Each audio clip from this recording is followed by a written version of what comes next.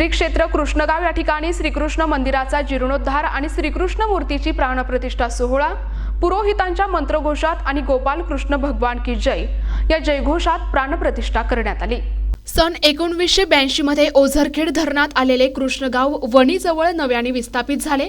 यावेळी जुन्या कृष्णगाव येथील कृष्ण मंदिराचे महंत हरिहर महाराज यांनी ग्रामस्थांच्या सहकार्याने नव्याने स्थापित झालेल्या कृष्णगाव या ठिकाणी कृष्ण मंदिर बांधून नवीन श्रीकृष्ण मूर्तीची प्राणप्रतिष्ठा केली होती।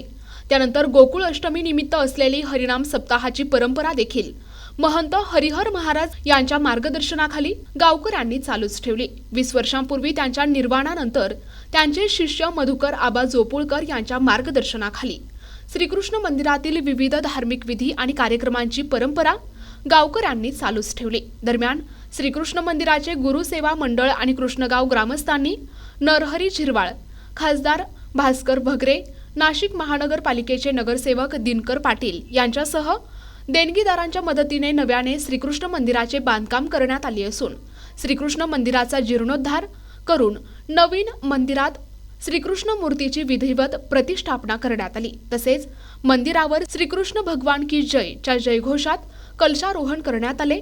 शनिवार रोजी पंडित अमय काथे आणि ब्रह्मवृंदांच्या मंत्रघोषात प्राणप्रतिष्ठा सोहळ्यादरम्यान मूर्तीची मिरवणूक, होम हवन, मूर्ती स्थापना, कलशारोहण, पूर्णाहुती आदी कार्यक्रमांबरोबरच त्रिदिनात्मक हरिनाम सप्ताहाचे आयोजन करण्यात आले।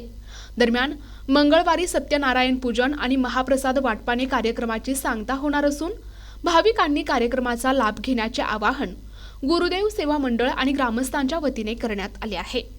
प्रतिनिधी दिगंबर पाटोळे, NTV न्यूज मराठी, वणी, नाशिक।